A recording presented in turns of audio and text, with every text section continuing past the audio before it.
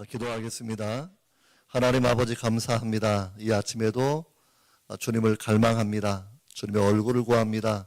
주님의 은혜를 간구합니다. 우리 가운데 함께 하셔서 말씀을 통해서 성령의 은혜를 경험할 수 있도록 도와주옵소서. 예수님의 이름으로 기도합니다. 아멘. 샬롬, 주의 평안 여러분께 가득하기를 바랍니다. 오늘 봉독한 말씀을 통해서 갈증, 행복, 그 차이점에 대해서 우리가 함께 생각해 보기를 원합니다. 한국의 가장 유명한 그룹 중에 하나, 가장 큰 재벌이 삼성가라고 다 알고 계실 겁니다. 삼성그룹의 창업주 이병철 회장님이 1987년도 제가 대학교 2학년 때 세상을 떠나게 되었는데요. 세상을 떠나기 한 달 전 정도에 천주교회 몬체뉴얼 신부에게 24가지 질문을 남겼던 적이 있었습니다.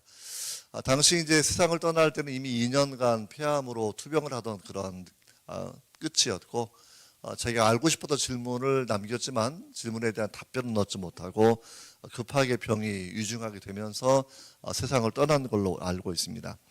시중에는 그분이 남겼던 24가지 잊혀진 질문에 대해서 풀어놓은 여러 가지 책들이 함께 나와 있고요. 그래서 그분이 어떠한 질문들을 남겼는지 한번 생각해 보시면 좋을 것 같아요. 한국 최고의 재벌이 알고 싶었던 질문이 무엇이었을까? 뭐 돈을 더 많이 버는 방법, 또는 뭐 재산을 분배하는 방법, 이런 것이 아니라 그가 알고 싶었던 내용들은 신은 존재하는가, 영혼은 존재하는가, 천국은 존재하는가, 종말은 오는가, 뭐 이런 질문들이에요.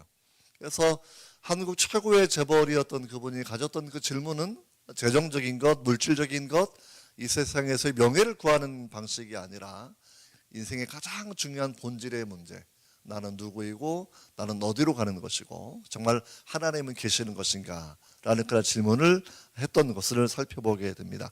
자, 우리는 이병철 회장보다 돈이 적죠. 아무튼 한국 최고의 부자가 궁금했던 질문이었으니까 우리도 돈이 뭔가 다가 아니구나라는 생각 정도는 하시면 좋을 것 같아요.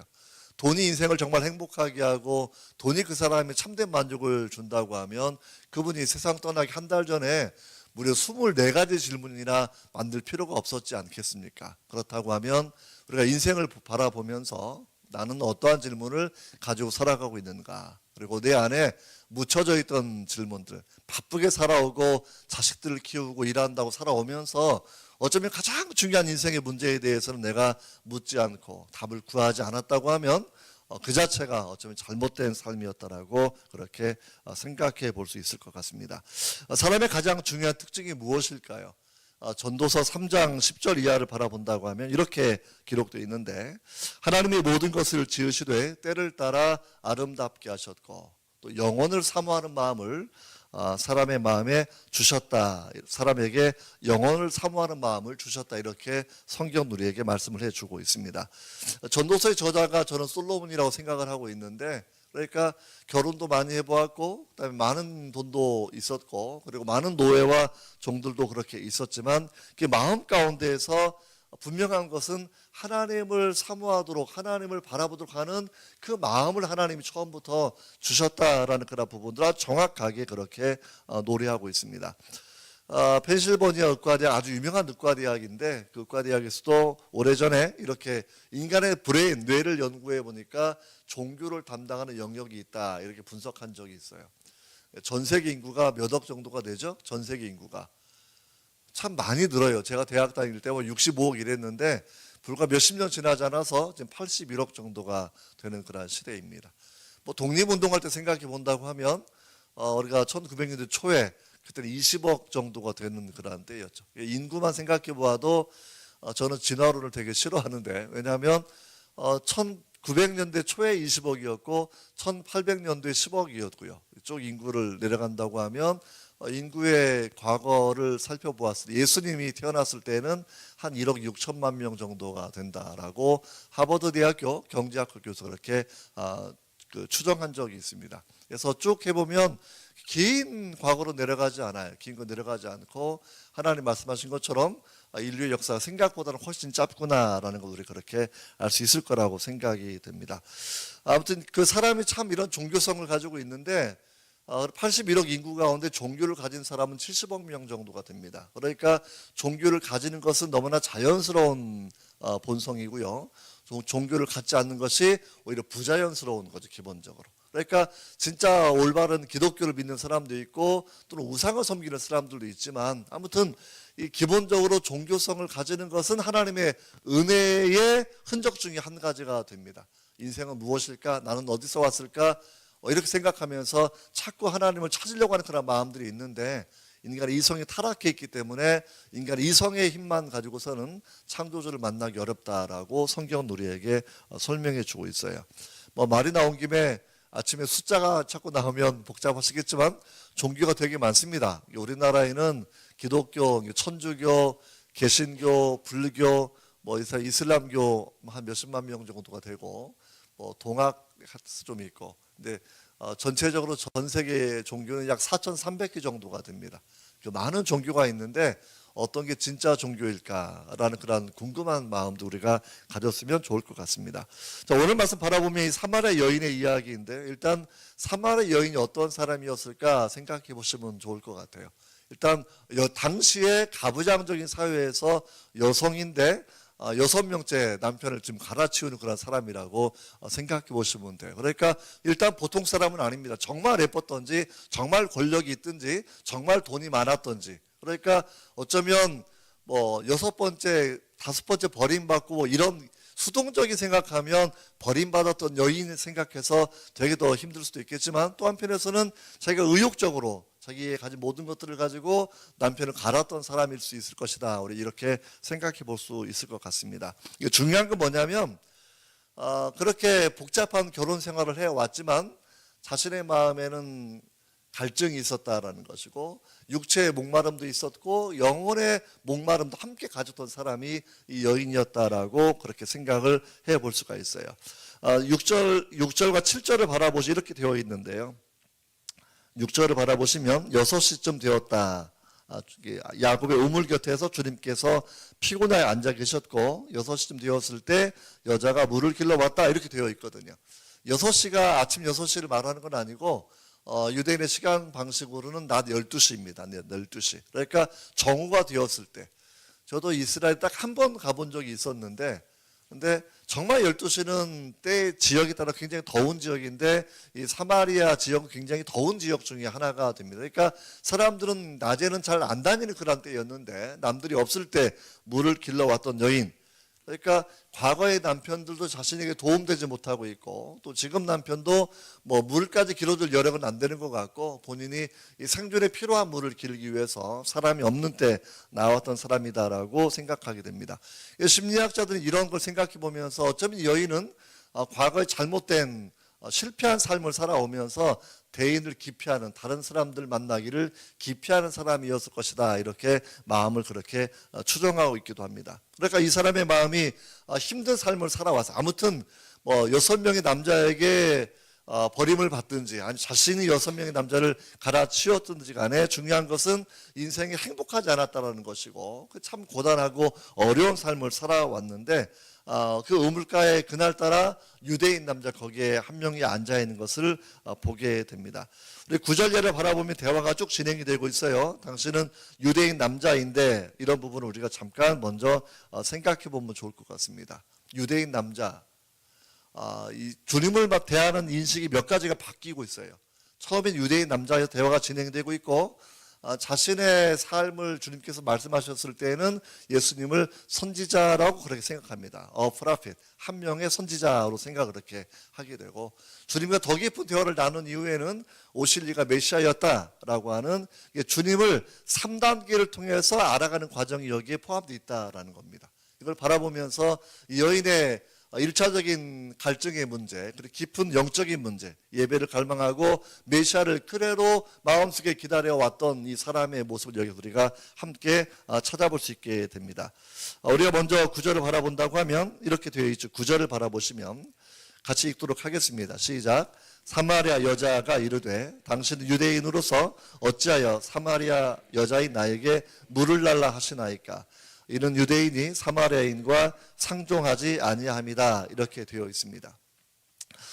예수님께서 물을 달라라고 말씀하셨고 여인과 이제 대화를 주님께서 그렇게 시도를 그렇게 하고 계시는 거죠. 물을 달라고 얘기했을 때 여자가 일단 톡 쏘는 얘기를 그렇게 하고 있어요. 그러니까 내 마음이 상처가 많기 때문에 다른 사람에게도, 그래서 뜨거운 그 태양이 장렬하고 있고 지나가던 나그네니까 참 목이 마른 그런 모습이었을 텐데, 내가 이미 물을 뜨러왔고 나한테는 물을 뜰 수 있는 도구가 있고 그러면 한 그릇 떠서 줘도 될 텐데 당신 유대인 남자인데 왜 나한테 말 걸어요? 이렇게 얘기하면서 톡 쏘는 그런 이야기, 우리가 먼저 생각해 보면 돼요. 다시 말하면 사람은 내가 누구인가라고 생각했을 때 내가 어떠한 언어를 구사하고 살아가고 있는가, 자기 언어가 자신의 마음 상태를 이야기해 주는 겁니다.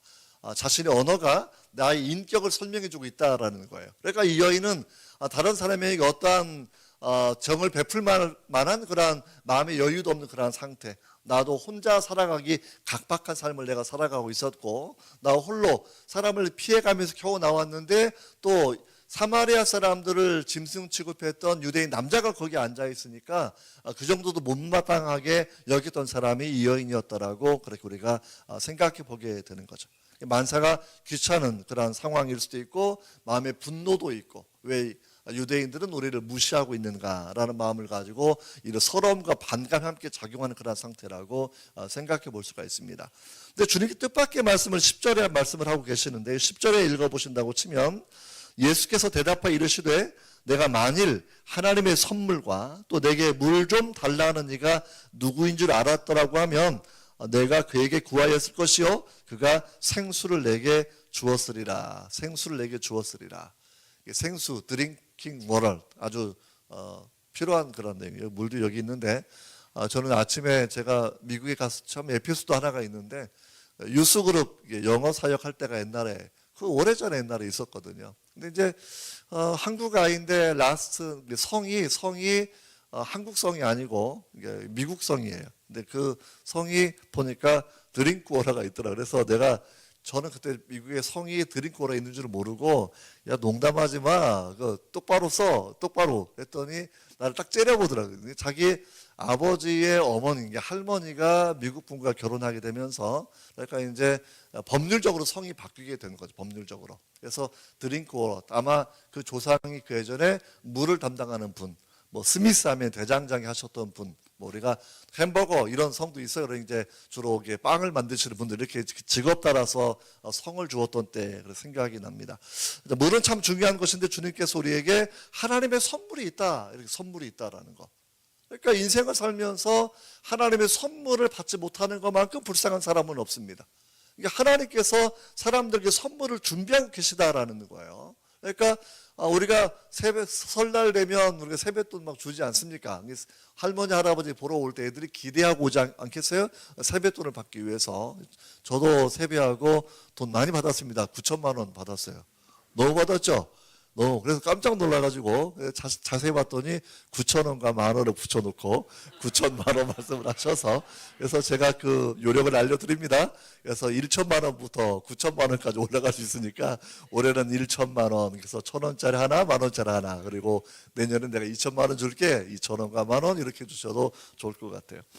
그래서 하나님의 선물이 있다라는 거 하고, 또 한 가지는 내가 누구인 줄 알면 오히려 나한테 구했을 거다라고 그렇게 말씀을 하고 계신 거죠. 여기서부터 이제 대화가 그렇게 시작이 되고 있습니다. 예수님 우리가 누구인 줄 알고 있는가라는 그런 부분들. 예수님을 잘못 알면 우리는 잘못된 요구를 그렇게 할 때가 많이 있습니다. 제가 오늘은 삼성가 이야기를 좀 그렇게 해드릴 텐데, 우리가 이병철 회장님 말고 그 다음 아들이 이제 이건희 회장님이잖아요. 이건희 회장님. 그분들 예수를 믿지 않았지만 우리 굉장히 존경합니다. 왜냐하면 대한민국의 산업을 일으켰던 분들에 속하고 그분들이 경제를 잘 일으켜 주셔서 우리나라가 잘 살게 된 그런 부분이 분명히 있기 때문에 믿음을 갖지 않았지만 우리가 분명히 존중해야 될 그런 분들이라고 생각은 해요. 근데 이건희 회장님이 자기 막내딸이 사실은 미국에서 자살을 했었거든요. 제가 미국에 있었을 때에도 그 일이 발생을 했는데 20 몇 살 된 아가씨인데 이미 상속받은 재산만 당시에도 한 2천억 원 정도가 되던 그런 때였습니다. 결혼 문제, 남자친구 문제 때문에 부모가 인정하지 않으니까 그냥 젊은 혈기에 그렇게 자살을 선택하고 말았고, 그것 때문에 이병철 회장님이 그렇죠. 막내딸이 자살했는데 그게 마음이 얼마나 곤혹스럽겠습니까? 그러니까 그분이 그때부터 불면증에 시달려서 잠을 들지 못했다라고 그렇게 알게. 저는 이 사건을 제가 어떻게 알게 됐냐면 얼마 전에 이제 우리 성락교회 원로 목사님이 돌아가신 적이 있었는데 그분께 제가 들었던 그런 이야기예요. 제가 이제 미국에서 목회를 잠깐 몇 년 동안 하면서 목회를 하다 보니까 학교에서 배우는, 저는 뭐 학교에서 공부할 때도 주로 이제 신학보다는 일반 정치학을 더 많이 공부하는 그런 사람이었었는데 내 배운 것이 목회 현장에서는 별로 많이 도움이 안 되는 그런 상황을 바라보면서 마침 저희 미국에 이제 그분이 오시는 걸 제가 알게 되고 2시간이나 운전하고 가서 그분께 개인적인 좀 지도를 그렇게 받았던 때가 있었어요. 이제 그때 여러 가지 이야기 제가 들었었는데 그 중에 한 가지 이야기도 요 이야기입니다.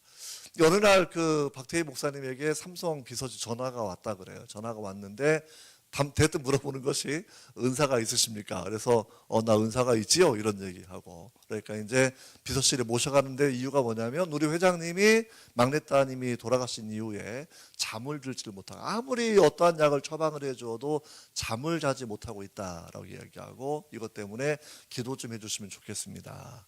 그렇게 부탁을 받고 이제 기도한 다음에 이병철 회장님을 이건희 회장님을 만나러 갔다고 얘기합니다. 가서 이제 기도해 주니까 그날부터 깊은 잠에 잘 주무시게 돼가지고 자기 교회에 5번 나오셨대요. 올 때마다 1억 원씩 헌금을 하셨다고 그렇게 이야기하더라고요. 근데 그게 이제 들어보고 나면 마음이 되게 아픈 거예요, 사실은요. 이 여인이 이렇게 말을 하고 있지 않습니까?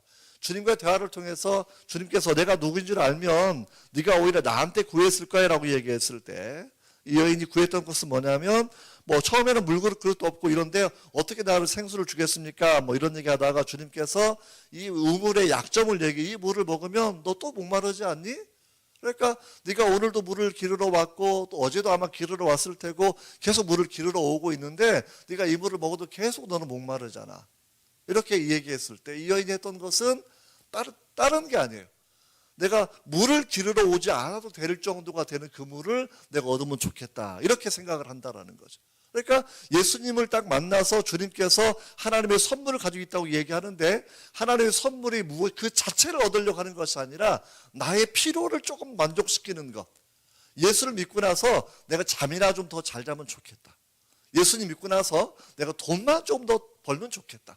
예수를 믿고 나서 내가 조금만 힘만 있으면 좋겠다. 이 정도 아주 소박한 생각을 하는 것에서 그친다고 하면 그건 진짜 하나님의 선물을 얻은 것은 아니었다라는 그런 부분입니다. 이 여인 주님을 만나서 주님과 대화를 통해 설명해 주는 것들. 그러니까 정말 당신은 선지자다라고 얘기하는 그런 부분에 대한 맥락을 바라보면서 정말 주님을 향해서 올바른 기도의 제목까지 올라가는 과정의 시간이 분명히 필요했다라는 그런 이야기를 먼저 잠깐 말씀을 드려요. 이러면서 이제 하나씩 풀어가도록 해요. 이 여인은 주님과 대화를 통해서 제일 먼저는 내가 가지고 있는 것에 대한 자부심을 그렇게 이야기하고 있습니다. 이 우물의 이름이 야곱의 우물이에요. 야곱이니까 벌써 오래전 사람이잖아요, 당시에.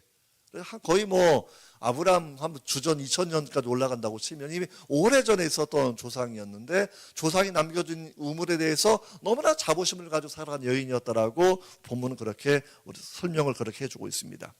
이 12절을 바라보시면 우리 조상 야곱이 이 우물을 우리에게 주었습니다. 여기서 자기와 자기 아들들과 짐승이 다 이 우물을 먹고 살았는데 딱 하는 얘기가 당신이 야곱보다 큰 사람입니까? 라는 그런 질문을 하면서 야곱이 정말 사마리아 사람들도 자신들 조상으로 여기고 있는 그런 부분들을 가지고 이렇게 설명해 주고 있습니다.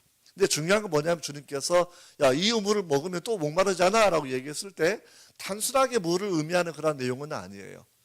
야곱은 중요한 것은 자녀에게 신앙의 유산을 남겨주었는데 사마리아 사람들은 신앙의 유산은 다 망각하고 외형적인 우물 하나만 가지고 살아가는 사람이었다라는 것이죠. 그러니까 우리가 정말 어떠한 민족이 강하다, 어떠한 민족이 잘 산다고 얘기했을 때 정치학자들은 천년자원이 있는 나라가 잘 산다고 말하지 않습니다. 정치 문화가 발달된 나라가 잘 살아가는 거예요.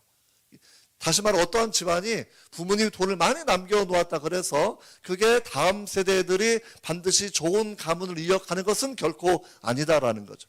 집안의 가훈이라는 것, 집안의 가풍이라는 것, 조상들이 내게 남겨준 신앙의 유언이 가장 중요한 것입니다. 유형의 자산이 있고 무형의 자산이 있는데 눈에 보이지 않는 무형의 자산이 유형의 자산보다 더 고귀하고 더 중요한 것이죠. 이 사마리아 여인은 야곱의 우물이라고 하는 유형의 자산을 가지고 자부심을 가지고 살아왔어요. 그걸 가지고 육체의 목마름을 해소하는 데에만 사용하고 살아왔다라는 거예요. 근데 실제 야곱의 신앙은 계승받지 못한 상태였다라고 우리 그렇게 생각할 수가 있습니다. 안고방에 안고가 빠져 있는 상태, 야곱의 신앙이 없는 야곱의 우물, 그러니까 신앙의 본질이 없이 껍질만 남아있는 형태라고 우리가 그렇게 생각할 수 있지 않겠습니까? 여러분, 야곱은 어떠한 사람이었나요? 야곱, 우리가 꾀돌이라고 생각하기 쉽지만 꾀돌이가 복돌이가 되는 과정이 성경에 쭉 기록되어 있지 않습니까? 처음에는 늘 자기 형의 장자권을 빼앗는 것에 목적이 있었지만, 그리고 부자가 되는 것에 목적이 있었지만, 그가 나중에 정말 외삼촌 레반의 집에 가서 그렇게 큰 부를 이루고 돌아왔을 때 야복강에서 환도뼈가 부러지도록 간구했던 것은 복을 구하는 것. 재산을 구하는 게 아닙니다. 재산은 이미 넘치도록 많은 상태였다라는 거예요. 그러니까 유형의 자산이 내가 거부가 되었다고 하는 그 사실이 정말 중요한 것이 아니라 내가 하나님 주시는 그 축복이 내가 필요하다라는 것.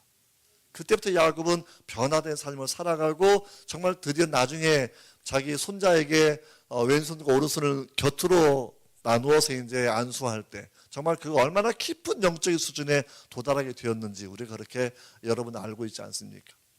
또 12아들을 바라보면서 미래에 대한 예언을 주는 그런 장면을 바라본다고 하면 야곱은 그때부터 비로소 변해서 믿음의 조상다운 삶을 살아가는 그런 사람으로 바뀌게 되었다는 것.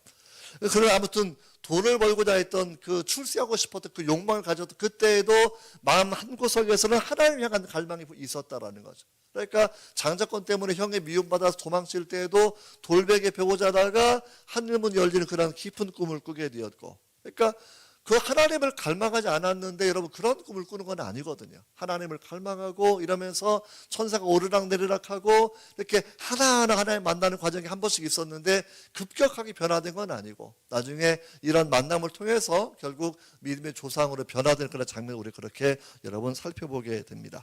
여러분, 야곱의 우물의 한계를 우리가 분명히 인정해 보면서 우리는 이 땅을 살아갈 때 명예도 구하고 돈도 구하고 있는데 그 모든 것들 본질적으로는 참되게 우리를 만족시켜주는 것은 아니다라고 생각하셔야 된다라는 거예요. 요한일서 2장 15절에 말씀하시는 것처럼 이 세상에 있는 육신의 정욕과 안목의 정욕과 이생의 자랑, 이런 걸 가진 사람들은 그 마음에 하나님 아버지의 사랑이 없다라고 사도 요한이 우리에게 그렇게 설명해 주고 있지 않습니까? 이걸 바라보면서 돈이 없으면 좀 불편한 건 분명히 있겠죠.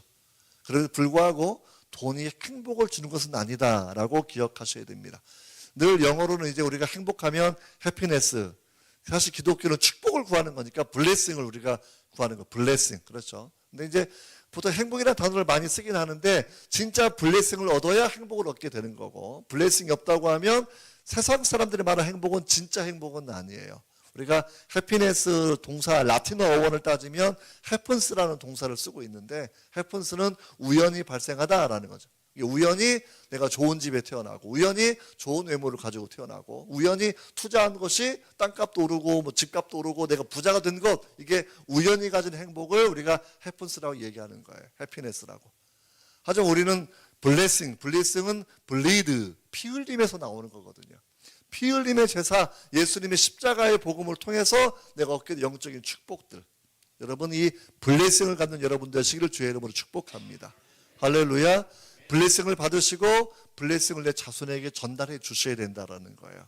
이게 진짜 그 사람을 행복하게 만들 수 있는 것이 여기에 포함되어 있기 때문이라고 우리 그렇게 생각하면 좋을 것 같습니다. 그래서 이걸 바라보면서 그 외형적인 사람들이 하나님 사람을 만드실 때 참 재밌게 만드셔요. 이게 육체의 본성만 생각해 보아도 영적인 걸 추구할 수 있는 이런 사다리처럼 연결해 놓으셨거든요, 하나님께서. 그러니까 사람의 몸이 물을 마셔야 살 수 있고 또 사람의 몸이 먹을 걸 먹어야 살 수 있는 1차적인 갈망들을 다 가지고 살아가고 있는데, 근데 1차적인 갈망은 아무리 채워도 참된 만족은 없다라는 거예요. 어제 식사하셨으니까 오늘 식사 안 하셔도 되는 거 아니죠? 또 오늘 또 드셔야 되는 것이고, 어제도 물 마셨지만 오늘도 또 우리가 2리터 정도 물을 또 이 하루 종일 또 물을 또 많이 그렇게 드셔야 신진대사가 활발하게 진행되지 않겠습니까? C.S. 루이스라고 영국의 유명한 그 영문학자이고 변증가이기도 한데, 그분이 사람들이 가진 갈망의 문제를 아주 정확하게 설명한 적이 있어요. 사람이 가지는 갈망이 이중적이라는 거죠. 한 가지 이 땅에서 해결될 수 있는 갈망을 가지고 있어요. 내가 먹고 살아야 되는 것, 마시고 살아야 되는 것, 그러니까 내가 이 땅을 위해서 만들어진 존재라는 것을 정확하게 알 수 있는 것입니다. 그런데 이 땅에 어떠한 것을 만족될 수 없는 초월적인 갈망을 사람들이 가지고 살아갑니다. 이 초월적인 갈망, 그렇죠? 영생에 대한 그런 갈망이 있어요. 영원한 삶에 대한 그런 갈망이 있습니다. 그래서 이러한 것들은 하나님을 만나야만 해결된다고 얘기하는 것들. 이 여인은 주님을 처음 만났을 때 단순하게 내 육체의 갈증을 해결하는 것, 육체의 필요를 위해서 주님께 대화를 하는 그런 장면이 이 여인이 가지는 한계점이었다고 하면, 여러분, 하나님의 선물 우리에게 약간의 도움을 주는 정도가 아니라 정말 가장 중요한 결정적인 행복을 주는 것, 영원한 영생을 주시는 것, 이것이 하나님의 선물이라는 거예요. 이 영생의 선물을 여러분 꼭 얻으셔야 됩니다. 제가 아주 오래되었지만 군대 생활할 때 명절 되면 대통령과 그 하사품 이게 과자 세트가 막 나오지 않습니까? 그거 받아도 기분이 되게 좋아요. 직접 받는 건 아니지만 아무튼 대통령 이름이 써여 있고 과자 세트 하나 받으면서 그 힘들었던 군대 생활을 이거 하나 먹으면서 우리 또 국가를, 조국을 위한 충성을 맹세하고 또 그렇게 열심히 살아가던 그런 때가 분명히 있었다라고 생각이 됩니다. 여러분, 세상에서는 그 정도밖에 주는 것은 아니지만 만왕의 왕 되신 하나님께서 우리에게 주시는 것은 영생이다라는 것. 영생 단순하게 가늘고 길게 사는 게 아니고요, 가장 아름답게 사는 겁니다. 가장 존귀하게 살아가는 겁니다. 하나님과 더불어 함께 살아가는 그런 삶, 오죽하면 천사가 부러워하는 그런 삶을 산다라고 우리에게 그렇게 여러분 설명해 주고 있습니까? 여러분, 이걸 바라보면서 오늘 본문을 바라보시면 여인의 그 숨겨진 이야기 주님께서 짚어내는 그런 장면이 있어요. 물에 대한 이야기를 쭉 해나가시면서 야곱 요물 이야기 쭉 나왔어요. 쭉 나온 다음에 주님께서 말씀하시는 것, 야, 이 물 마시면 목마르잖아 또 얘기했을 때 14절을 바라보시면 하나님의 선물이 무엇인지를 설명해 주는 건데, 내가 주는 물을 마시는 자는 영원히 목마르지 아니하리니 내가 주는 물은 그 속에서 영생하도록 솟아나는 샘물이 된다. 영생하도록 솟아나는 샘물이 될 것이다. 모든 문명도 강을 끼고 문명이 발달합니다. 한강의 기적 얘기하는 것처럼 우리가 황하강이든지 문명이 강이 있어야 도시나 국가가 발달을 할 수 있는데, 그 어떠한 문명보다 더 엄청난 것이 아무리 과학이 발달하고 문명이 발달해도 사람에게 영생을 주지는 않아요. 오히려 문명이 발달한 많은 사람들이 희생당할 수도 있겠죠. 주님께서 우리에게 영생하 솟아나는 샘물을 주셨다라는 것. 이것이 내가 받아야 될 선물이기도 하고, 우리가 우리 자녀에게 줄 선물은, 전해줄 선물은 영생의 선물입니다. 정말 예쁘고 소중한 우리 자손들, 우리 자녀들이 이 땅을 100년 살고 그냥 이게 유일한 삶이라고 치면 얼마나 불쌍한 삶이 되겠습니까? 반드시 부활의 몸을 가지고 하나님 원래 의도하셨던 하나님 나라에서 영원히 살아갈 수 있는 그러한 똑같은 천국에 살아가는 하나님의 백성이 되고 자녀가 될 수 있도록 우리가 열심히 여러분 기도를 그렇게 하시면 더 좋은 하나님의 은혜가 있을 것이라고 그렇게 생각하게 됩니다. 16절을 바라보시면 내 남편을 불러와라, 좀 이렇게 말씀을 하고 있어요. 내 남편을 불러와라. 이걸 통해서 이 여인의 닫혀진 마음이 이제 열려지게 되는 것이죠. 어쩌면 이 대화를 바라보면서 이 여인은 남편만 잘 만나면 내가 행복할 수 있다, 어쩌면 이런 마음을 가졌던 사람일 수도 있어요. 그러니까 당신은 정말 시대적인 가부장적 사회에서는 좀 어울리지 않는 그런 내용이었지만 6번째 남편을 바꾼 사람이다라는 거. 여기에 사별에 포함되어 있는지 그냥 내 쫓았는지 잘 모르겠지만 아무튼 굉장히 특이한 사람이 여기지 이 여인의 모습이라고 생각할 수가 있습니다. 그래서 내 남편을 불러와라 라고 얘기했을 때 비로소 이 여인의 이야기, 나는 남편이 없습니다 라고 얘기하는 거, 주님께서 과거에 남편이 5명이 있었고 지금 있는 남자는 또 네 남편이 아니니, 다시 말하면 함께 산다고 해서 원래 하나님께서 창조하셨던 남편과 아내, 그러니까 아담, 그러니까 하와 이런 것처럼 뭐 이런 하나님의 창조 질서 가운데 있는 아름다운 가정 이루지 못하고 살아온 것을 주님께서 그렇게 설명해 주시는 거예요.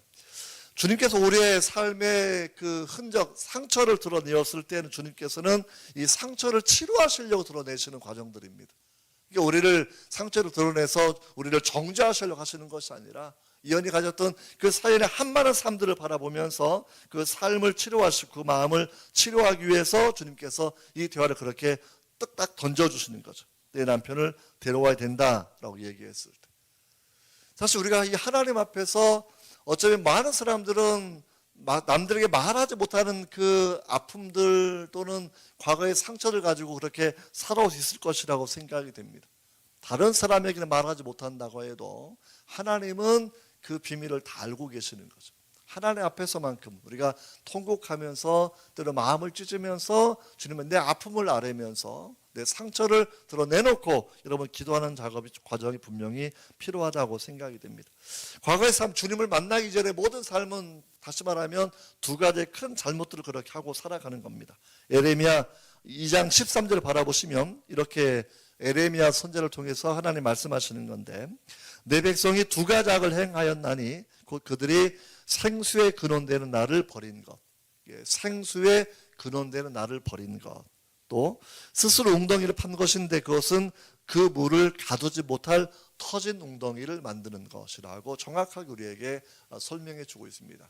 사람들은 생수, 외형적인 유형의 생수만을 생각하고 있는데 진짜 중요한 건 영적인 갈망을 해결해 주는 하나님의 생수, 성령의 강물이 분명히 여러분 필요한 것이 아니겠습니까?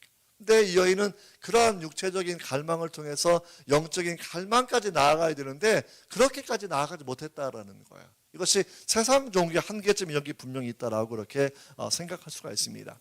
그래서 선지자라는 인식을 갖게 되어서 이 여인은 갑자기 대화가 바뀌어요. 그러면서 예배의 문제를 갑자기 이야기를 그렇게 하게 됩니다. 그래서 읽어보시게 되면 19절에 여자가 이르되 주여 내가 보니 선지자로소이다. 영어 성경 바라보면 당신이 한 명의 선지자인 것을 내가 이제 이해했습니다. 내가 알게 되었습니다. 이러한 표현입니다. 그래서 20절을 바라보시면 선지자를 깨닫고 난 이후에는 예배 문제를 이야기하고 있어요. 우리 조상들은 이 산에서 예배하였는데 당신들의 말은 예배할 곳이 예루살렘에 있다고 하더이다. 예배의 문제가 쭉 그렇게 나와요. 그러니까 여인이 목마름을 가진 사람이었고 남편이 6명째 아주 복잡한 삶을 살아온 사람이었는데 자신의 마음 한가운데에서는 예배에 대한 갈망, 지금 내가 현재 예배를 사마리아 사람으로 예배를 드리고 있는데 이 예배에서 참된 만족을 얻지 못하는 자신의 그 상황을 여인이 그렇게 노출하고 있다라는 것이죠. 여러분 진짜 예배는 오늘 주님이 설명해 주시는 것이 여러분 23절에 나와 있지 않습니까? 23절을 같이 읽어보도록 하겠습니다. 시작. 아버지께 참되게 예배하는 자들은 영과 진리로 예배할 때가 오나니 곧 이때라. 아버지께서는 자기에게 이렇게 예배하는 자들을 찾으시느니라. 예배가 우리가 모여서 우리는 우리를 서로 바라보고 있는데 예수님은 뭐라고 설명하시? 예배라고 하는 것은 하나님께서 당신의 자녀를 찾으시는 시간이라는 거예요. 참 놀랍지 않습니까? 내가 보여서 내 열정을 가지고 새벽에 깨어있고 모여서 예배 드리고 있는데 이거를 하나님 만나지 못하고 돌아가면 의미가 없는 거예요. 사실은요. 이게 예배 가운데 우리 하나님의 은혜를 경험하는 것, 찾아서 하나님 우리의 그 임재를 경험하게 해주시는 것.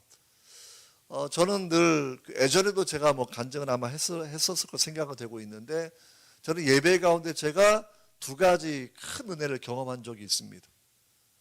저는 이제 믿지 않는 집에 태어났었고요. 제가 이제 전도를 열심히 해서 우리 아버지 전도하고 어머니 전도하고 할머니 전도하고 할아버지 전도하고 제가 경주김 씨인데 아무튼 이렇게 어려운 전도죠. 우리 할아버지만 해도 제사 문제 때문에 내 눈에 흙이 들어갈 때까지는 안 된다라고 버티셨던 분이 우리 할아버님이셨는데 조부님도 돌아가시기 얼마 전에는 세례도 받으시고 영접하고 그다음에 이제 유언을 잘 남겨두셔서 제사 지내지 마라. 기독교 예배로 앞으로 그렇게 하라라고 유언을 남겨주셔서 이제 모든 집안의 내용이 편하게 되었던 그런 생각이 납니다.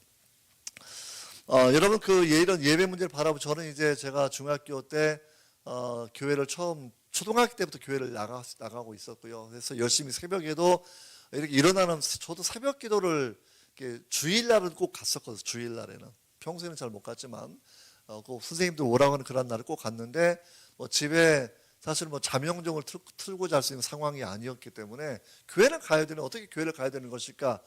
그래서 어릴 때 물을 새 대접을 먹고 자니까 화장실 때문에 일어나더라고요. 맞아. 이게 새벽기도 5시니까 꼬맹이가 교회 가기 좀 어려운 때였는데 그래서 물을 2대접까지 먹을 때는 괜찮아요. 근데 물도 한 번에 많이 먹으면 정말 힘듭니다. 그래서 어릴 때 3대접 먹거나 4대접 먹을 때는 눈물도 조금 약간 나요. 물을 막 먹어야 되는 건데 먹으면 생체시계가 작동 울적해가지고 정확하게 눈이 한 4시 40분에 눈이 탁 떠져요. 그러면 이제 화장실 가려고 살짝 나와가지고 이제 새벽교회 갔다가 이제 집에 돌아왔던 그런 때가 생각이 납니다. 나름 열심히 생활을 했고 또 초등 주일학교에서 이제 회장도 하고 열심히 교회를 다니고 있었고요. 집에서는 처음에 반대하다가 그래 뭐 교회 다니는 거 처음에는 그렇게 그냥 놔두셨는데 반대하게 됐던 이유가 뭐냐면 제가 결핵에 걸렸을 때였어요.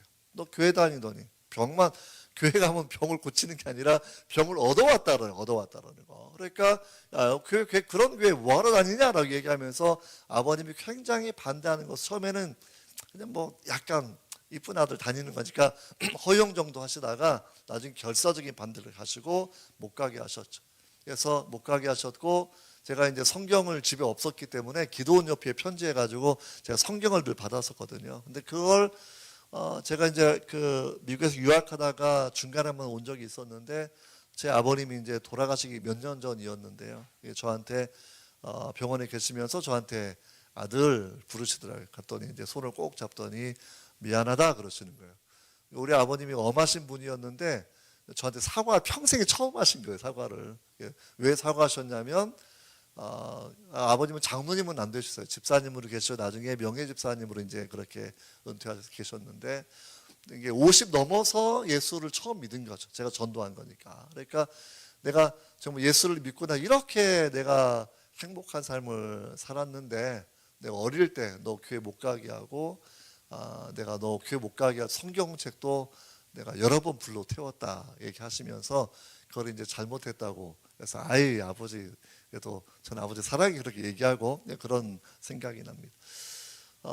정말 그래서 교회를 못 가게 하셨다가 제가 성탄절 이브 날 저는 교회 가서 그냥 하나님 믿는 거 제 마음에 선물로 받은 믿음이 생겼죠. 열심히 찬양도 하고 또 열심히 전도도 하고 교회 생활 정말 열심히 하고 그렇게 살아왔는데 근데 몸에 병에 걸리고 나서 부모님 못 가게 하고 형제들도 못 가게 하고 성경책은 불에 태우고 막 이렇게 자꾸 반복되니까 위축당하고 그럼에도 불구하고 열심히 이제 교회를 알아서 막 길을 쓰고 나가는 그런 상황이었었는데 제 마음 가운데 하나님 정말 이렇게 온 가족 교회를 못 가게 하는데 이 병을 좀 주님이 고쳐주시면 하나님의 살아계심을 내 가족이 알고 예수님 믿지 않겠습니까? 그래서 제가 보건소에서 이제 약을 받아서 먹고 있었는데 내가 약 먹지 않겠습니다. 약 먹지 않고 주님께서 고쳐준 게 중학교 2학년, 3학년 그때 어간이었거든요. 그래서 그때 아버지가 저보고 미쳤다 그랬어요. 미쳤다고.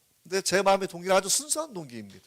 약을 먹고 나오면 또 분명히 약 먹고 나왔다 그럴 텐데 하나님의 살아계시면 어떻게 보여줄 것인가라고 얘기했을 때 당시 제 말 들었던 생각은 내가 약을 먹지 않아야 이게 하나님이 고쳐준 걸 알지 않겠는가 생각하고 어린 때 기도를 그렇게 일주일 기도했어요. 근데 약이 이제 숨겨져 있는 걸 아버지가 아시면서 믿으려면 곱게 믿어야지 미쳤다고 뭐 노발대발 하시고 강제로 약을 먹게 하셔서 뭐 입을 벌리고 뭐 약 넣고 물 붓고 강아지 약 먹이는 것이 그렇게 하신 적도 있었어요.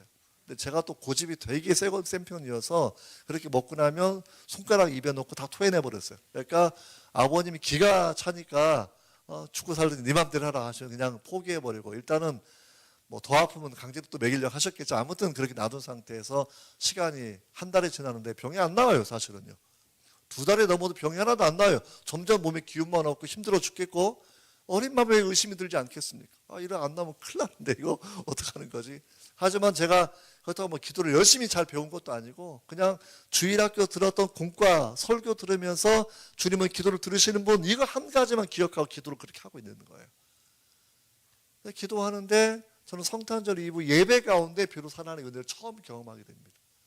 그 전까지도 많은 예배를 드렸는데 그때 영적인 은혜가 열린 거죠. 정말 하늘문이 열리는 그 느낌, 느낌이에요, 느낌. 예배 하나님께서 안아주실 그 느낌, 예배 온 모든 사람들, 그리고 특히 저를 만나주실 그 느낌. 이게 주님의 은혜가 임하고 나니까 딱 두 가지만 생각이 났습니다. 하나님께 나를 얼마나 사랑하시는지, 예수님께서 나를 얼마나 사랑하시는지, 십자가에 못 박히고 창에 찔리도록 나를 사랑하셨다라는 것이 그렇게 감격하게 고마움으로 뜨거운 눈물을 많이 흘렸습니다. 반면에 늘 그 다음에 나오는 것은 내가 얼마나 큰 죄인인지를 깨닫게 되는 겁니다. 내가 얼마나 큰 죄인인가. 그러니까 성령의 임재가 임하면 이런 현상이 일어나게 됩니다. 나의 죄성을, 나의 죄인됨을 깨닫고 주 앞에 그 무서운 죄 때문에 깊은 통곡으로 들어가게 되는 겁니다. 이건 죄를 몇 개나 지었느냐가 중요한 게 아니에요. 내 자체가 죽을 수밖에 없는 죄인이라는 거죠. 기본적으로. 이게 반복돼서 1시간 20분 정도를 울고 또 울었죠. 눈물을 흘리고 콧물을 흘리고 예배가 시작할 때 종이 있었는데 땡 하는 순간부터 그 영적인 예배의 분위기가 왔었고 눈물 콧물 쭉 터지고 계속 흐느끼면서 이제 울고 있는 거죠. 끝날 때까지. 그렇게 울고 나니까 신약 성경과 똑같습니다. 마음속에서 주님이 말씀하는 겁니다. 내 병이 나았다. 들어올 때까지만 해도 창백한 얼굴이었어요. 나갈 때 되니까 모든 사람들이 평가하는 게 교회 얼굴에 너 핏기가 돌아. 그래서 그 다음 주에 다시 보건소 가보고 해보니까 결핵이 없어졌어요 라고 했던 게 이렇게 생각이 납니다. 그래서 저는 이 말씀을 정말 저는 말씀 그대로 신뢰합니다. 예배는 하나님이 우리를 찾으시는 시간입니다. 그래서 예배 가운데 때가 내려 상처받은 마음을 가지고 오고 병든 몸을 가지고 오고 정말 응답되지 않은 기도의 제목을 가지고 왔을 때 중요한 건 우리가 하나님을 온전히 제대로 예배하는 것이 중요하다라는 거죠. 왜냐하면 이 여인은 수가성 여인은 사마리아 이 사람은 나름대로 자기가 예배자로 살아온 삶이었다라는 거예요. 이게 사마리아 사람들은 모세 오경만을 믿었던 사람이거든요. 그러니까 아직까지는 당시만 해도 구약 성경이 다 완성되어 있었을 때인데 구약 전체를 가졌던 사람은 아니고 모세가 썼던 5가지 성경만을 믿었던 사람이 이 사람이었는데 그러면서 그 안에서 부분적인 예배를 드리고 왔지만 자기 마음 가운데 영적인 갈망을 해결하는 것을 경험하지 못한 사람이 이 사람이었다는 겁니다. 여러분 예배는 정말 중요한 건 뭐냐면 기독교 우리 예배, 지금 우리 예배는 성경 구약과 신약이 있고 이제 동물제사 드리지 않고 하나님의 어린 양으로 죽으신 예수님의 죽음과 그분의 부활과 그분의 재림의 약속까지 기다리는 예배가 되었기 때문에 여러분 진짜 예배입니다. 우리 예배 가운데 2-3명이 모인 곳에 내가 너희와 함께 있다. 이건 주님의 약속입니다. 제가 약속한 것이 아니고. 그러니까 예배 가운데 우리는 살아계신 하나님을 예배하고 살아계신 그 하나님 우리를 만나줄 시간이 예배 시간이라는 거예요. 매 예배 때마다 이런 느낌이 있다 제가 말씀하는 건 아닙니다. 하지만 하나님의 법칙은 똑같습니다. 예배는 하나님이 사람을 찾으시는 것, 믿음 있는 자를 보시는 시간이다 이렇게 우리가 생각하시면 좋을 것 같아요. 그래서 이 여인이 이걸 바라보면서 우리가 우리 삶에 적용해 본다고 하면 많은 사람들이 사마리아 사람들이 드렸던 예배처럼 그런 예배를 드리는 교회들도 많이 있다라는 거예요. 성경을 쉽게 말하면 덜 믿는 사람들, 부분적으로만 믿고 살아가는 그런 사람들. 유럽교회가 바로 그런 교회죠. 유럽교회가 여러분 텅텅 비어있다라는 소문을 많이 듣고 있어요. 그렇게 유럽의 건물 보면 얼마나 웅장한 고딕 그 옛날에 멋진 건물이 많이 있습니까? 그 많은 건물이 있는데 사람들이 그 안에 없어요. 사람들이. 그래서 그 건물을 팔고 매각하고 때로 술집이 되고 커피숍이 되고 심지어는 무슬림 회당이 되고 뭐 이런 것도 우리가 종종 듣게 되고 있는데 왜냐하면 거기에 왜 그럼 유럽 사람들은 교회 나가지 않는 것일까? 우리가 사상사를 바라보면 우리가 근대주의가 유럽에서 태동이 되지 않습니까? 근대 철학도 나오고 근대 과학도 나오고 거기에서 그러니까 그게 나오면서 성경에 있는 모든 예언들, 모든 기적들, 하나님의 역사하심을 전부 다 부정하기 시작을 해서 그러니까 성경은 가지고 있지만 성경대로 하나님을 알지 못합니다. 창조도 부정하고 진화가 맞다고 생각하는 그런 사람들이에요. 성경에 구약 성경도 신약 성경도 하나님의 다시 오심, 예수님의 재림을 설명하고 있지만 성경을 똑같이 가지고 있지만 성경 읽지도 않고 또 재림을 믿지도 않아요. 많은 신학자들은 부활도 믿지 않습니다. 유럽에 있는 신학자들이 고등비평, 비평신학을 공부한 사람들인데 그 사람들은 부활을 믿지 않아요. 부활을.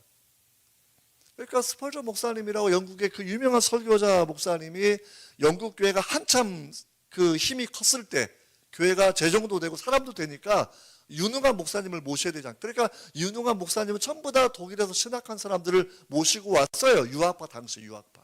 근데 스펄전 목사님 보니까 유학파 목사들이 뭐가 얘기하는 거냐면 기적이 없다 얘기하고 예언의 성취가 없다고 얘기하고 부활이 없다고 얘기하고 이성주의, 사람의 이성으로 생각하는 것만 믿어야 된다 이렇게 얘기하는 거죠. 그러니까 하나님을 잘못 가르치고 있는 거예요. 잘못 가르치고 있는 거.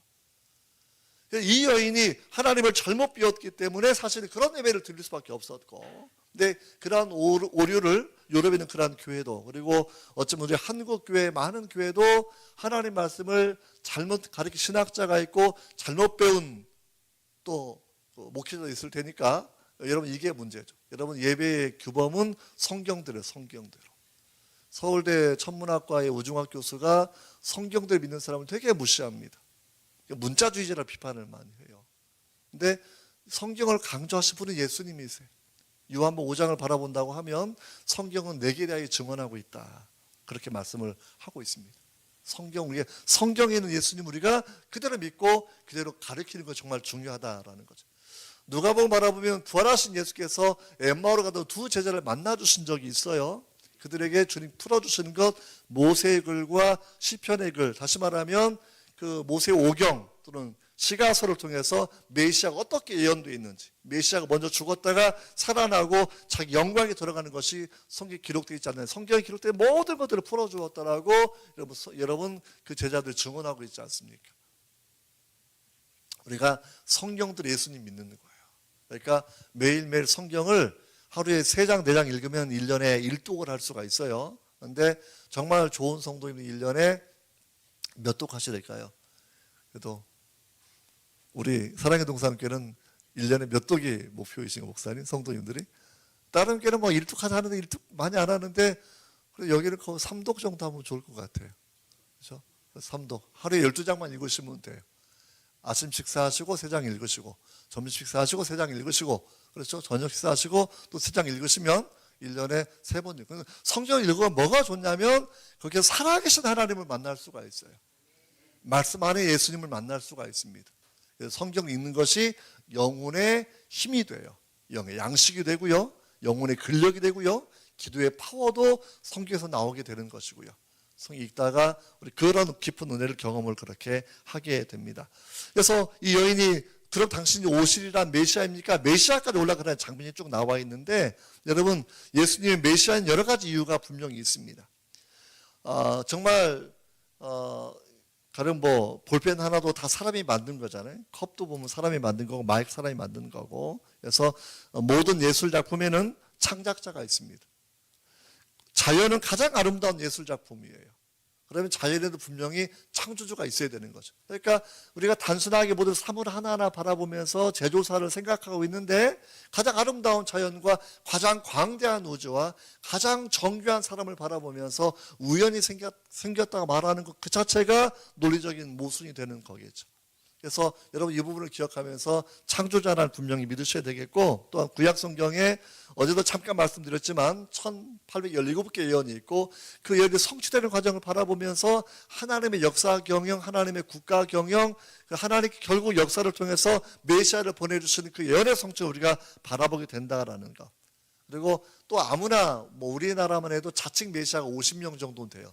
자칭 메시아가. 근데 다 이 예언의 성취만 분석해도 다 가짜라고 알 수 있어요. 왜? 메시아가 되려고 하면 혈통이 아브라함, 이삭, 다윗, 그다음에 그 뭐 다윗의 아빠 이새에서 아브라함, 이삭, 야곱, 제시, 다윗의 아들 이런 혈통이 있어야 되거든요. 근데 우리나라 이단의 교주들은 그런 혈통이 전부 다 없습니다. 혈통적으로도 아니고. 두 번째는 태어나는 장소가 베들레헴이어야 되는데 베들레헴 태어난 사람 아무도 없고요. 그리고 중요한 건 뭐냐, 다니엘서 9장을 바라보면 성전이 무너지기 전에 메시아가 오셔서 죽으셔야 돼요. 그러니까 AD 70년 8월 달에 성전이 무너지게 되었는데, 솔로몬 헤롯 성전이 무너지게 되었는데, 그 성전이 무너진 이후에 왔던 모든 메시아는 전부 다 가짜 메시아입니다. 그러니까 이런 내용을 우리가 바라보면서 예언의 내용만 알아도 우리가 이단에 빠지지 않을 거라 분명 그렇게 생각하고, 그 정말 예언의 정교한 걸 바라보면서 하나님 이렇게 역사를 운행하시는구나 이라고 우리 그렇게 알게 됩니다. 예언이 결국 주님을 만난 이후에 내가 물 길러 왔는데 물동이를 버려두고 마을로 뛰어가게 된다라는 거예요. 마을로 뛰어 들어가서 했던 그 유명한 이야기, 그렇죠? 내가 메시아를 만났다라는 겁니다. 결국 신앙의 생활은 여기에 있는 거지. 기본적으로는 메시아를 만나셔야 된다라는 거예요. 그게 있어야 신앙을 야곱의 신앙을 전달을 하는 것이 정말 중요하다라는 것. 내가 얼마나 유산을 남겨줄 것인가, 이게 중요한 것이 아니라 신앙을 전달해서 그들로 하여금 진짜 우리 자손들이 하나님을 경외하는 믿음을 가진 사람들이 되게 하는 것이 우리의 분명한 기도 제목이 분명히 되어야 될 줄 믿습니다. 그래서 이 여인의 이야기는 목마름, 또 물은 나중에 먹으러 왔겠죠. 근데 중요한 건 진짜 갈증은 영적인 갈증이었다라는 거예요. 교부인 어거스틴 이렇게 이야기합니다. 당신 우리를 당신을 향해서 살도록 창조하셨으므로 우리 마음이 당신 안에서 안식할 때까지는 참된 평안이 없습니다. 하나님 만나면 진짜 평안이 있다라는 것이죠. 브레즈 파스칼 이렇게 얘기했어요. 모든 사람의 마음에는 하나님 반드시 만드신 하나의 공간, 즉 큰 공백이 있다. 이것은 어떠한 피조물로도 채울 수 없고 오직 예수 그리스도를 통해서 하나님만이 채워줄 수 있는 공백이다라고 이야기합니다. 그러니까 돈 벌어도 돈은 더 벌고 싶은 거예요. 하지만 진짜 만족은 하나님 만났을 때예요. 예수님 왜? 그 예수님 만났을 때에 나의 진정한 신분을 우리가 알게 됩니다. 내가 하나님의 자녀인 것을. 내가 진짜 하나님의 자녀이고 내가 천국을 상속받을 사람이라는 것을. 그러니까 이 땅에 돈이 약간 없고 있고에 애탈 필요가 없는 거죠. 이 땅의 건강의 여부에 애탈 필요가 없는 거죠. 하나님의 약속이 그렇게 있기 때문에 여러분 참된 예배자가 여기 이런 복이 있다라고 그렇게 우리가 생각하게 됩니다. 이제 오늘 말씀 바라보시면서 이제 내용을 정리해 보려고 합니다. 진짜 사람들은 갈증을 가지고 살아가고 있는데 진짜 갈증은 이 땅의 것으로 해결되는 갈증이 아닙니다. 이 갈증은 하나님을 찾도록 하나님 만들어주신 거, 영혼을 사모하는 갈증, 영생을 향한 그런 갈증, 죽어서 다가 아니라 죽음 이후의 세계가 있다는 걸 우리가 알게 하는 그런 내용들 전부 다 하나님께서 우리에게 주셨던 그런 내용이라고 말씀을 이렇게 해주고 있습니다. 주님의 소원은 정말 간단합니다. 사랑하는 자여, 내 영혼이 잘됨 같이 내가 범사에 잘되고 내가 강건하기를 간구한다. 요한 3서 1장 3절 말씀처럼 우리 영혼의 평강이 있어야 되겠고 범사가 잘됨이 있어야 되겠고 그리고 정말 육체도 건강하게 하나님이 그렇게 살아가길 원하신다라고 하는 그런 부분을 기억하면서 진짜 하나님의 선물을 여러분 놓치지 않기를 바랍니다. 할렐루야. 주님은 하나님의 선물이 있다라고 말씀해 주셨고 이 선물을 놓치지 않으셔야 돼요. 그리고 그 선물을 나도 받고 그리고 내 아들도 주고 내 딸도 주고 내 자손들도 주고 하나님의 선물을 공유하시는 여러분 되시기를 주의 이름으로 축원합니다. 기도하겠습니다. 하나님 아버지 감사합니다. 야곱의 우물에서 만족하지 않게 하시고 야곱의 신앙을 가질 수 있도록 하나님 도와주시기를 원합니다. 여인도 고달픈 인생을 살아왔지만 주님 만난 이후에 물동이를 버려두고 마을 사람들을 전도하러 뛰어나가는 장면을 바라보게 됩니다. 예수님 만나서 그 기쁨을 가지고 익산 지역을 전도할 수 있고 갈증을 가진 많은 사람들에게 메시아 예수님을 증언할 수 있는 우리 교회 성도님 될 수 있도록 하나님 축복해 주옵소서. 성도님들과 자녀들과 자손들이 야곱의 신앙을 갖게 하여 주옵소서. 예수님의 이름으로 기도합니다. 아멘.